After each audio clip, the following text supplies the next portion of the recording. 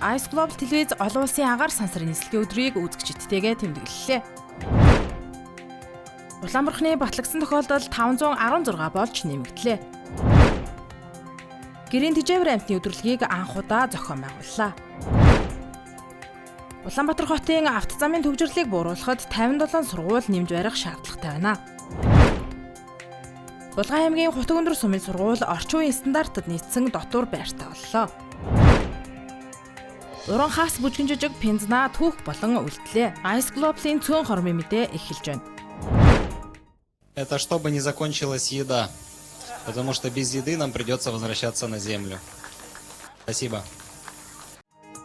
Олон улсын сансрын нисгчдийн өдөр буюу агаар сансрын нислэгийн өдрийг Ice Global телевиз үзэгчдтэйгээ хамт тэмдэглэн өнгөрүүллээ. Улаанбаатарын цагаар Бямгаргийн 16:30-аас 17:30 хооронд нэвтэрсэн телевизийн шууд эфирт Монголын сансрын нисгч бүгд найрамдах Монгол Ард улс, Зөвлөлт холбоот улсын Баатар гүр аргачаа болон олон улсын сансрын тойрог замд ажиллаж буй Оросын сансрын нисгч Сергей Рыжиков, Алексей Зубрицкий, Кирилл Песков нар оролцож Монгол бүрээд Орос зэрэг 3 улс шууд амжуултыг гүйцэтгсэн.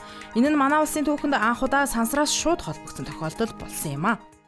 Хүндрэлтний ойрын үеийн зорилтууд ангар гараг зурж тань судалгаа явуулж энэ зорилтыг тавьж байгаа.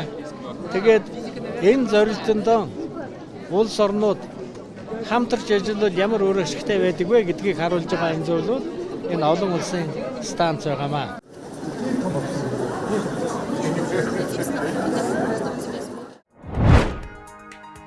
Улаанбархан өвчний батлагдсан тохиолдол 516 болж нэмэгдээд байна. Өнөөдрийн байдлаар 128 нэмлэгт хэвт эмчилүүлж байгаа бол гэрээр 12 хүн эмчилүүлж байна. Мөн с ิจ гтэй 35 хүн байна. Нийт өвчлөгчдөөс 376 хүн эдгэрсэн бол халдвартай хүнтэй ойр байсан харьцсан хүний тоо 10,503 болжээ. Улаанбарханы халдвар нь ерөнхий боловсролын сургуульд голомтлон гарсан хэвээр байна.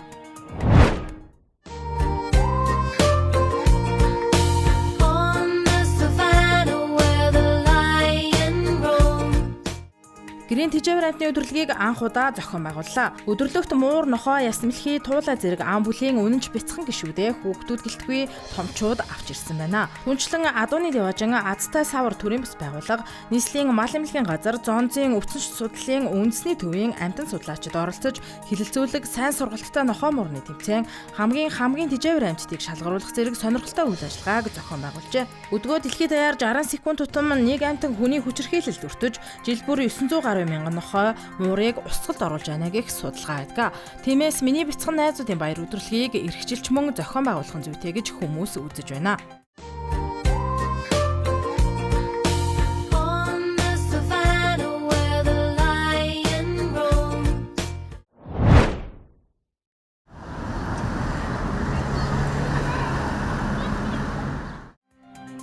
Улаанбаатар хотын автозамын төвжирлийг бууруулахад 57 ерөнхий боловсролын сургууль нэмж барих шаардлагатай байна. Тодорхойлбол өнөөдрийн байдлаар 168 мянган сурагч, 7844 багш дүүрэг хорон зорчиж хичээл сургуультаа явдаг. Тэднээс 90 гаруй мянган хотын төвийн сургуулиуд руу зорчдог гэсэн судалгаа гарчээ. Энэхүү асуудлыг шийдэхэд гэр хорооллын бүсэд 57 сургууль барих шаардлагатай байна.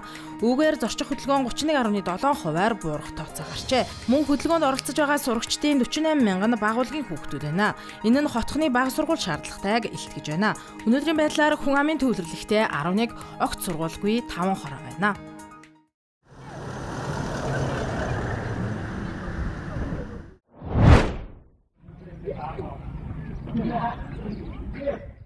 Булган аймгийн Хутаг өндөр сумын сургууль орчин үеийн стандарт шаардлагад нийцсэн 5 тухтай дотор байртай болжээ.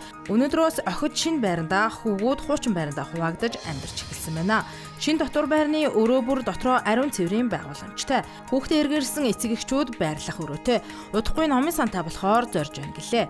Хутаг өндөр сумын сургууль 1925 онд байгуулагдсан 2 бага сургуультай нийтдээ 1000 орчим хүүхэд суралцдаг. Шинэ дотор байр 214 хүүхдийн хүчин чадалтай бол хуучин дотор байранд 100 орчим хүүхэд амьдрах боломжтой байна.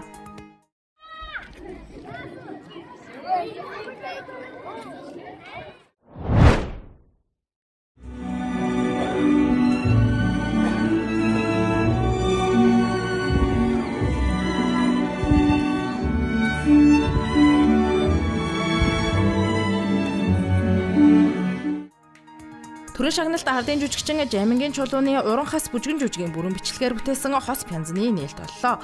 Уран хас бүжгэн жүжигийг 52 жилийн өмнө буюу 1973 оны 12 дугаар сарын 30-нд Улсын Дуур бүжгийн Эрдэмийн театрын тайзнаа анх тоглож байжээ. Нээлтийн үйл ажиллагаанд тухайн үед уг бүжгэн жүжигч тоглож байсан Ахмад уран бүтээлчдийн төлөөлөл оролцсон байна. Пянзны ихтэйст тусгайлж жаазлсан хувийг Чулуун сангийн тэргүүн Чулууны Чинбатад хүндэтгэлтэй гардуулж хадгалуулсан бол өөр нэгэн хувийг дуудлага худалдаанд оруулахар болжээ. Энэхүү манай улсын анхны үндэсний бүжгэн жүжиг Пянзанд түүх болон үлдэж байна.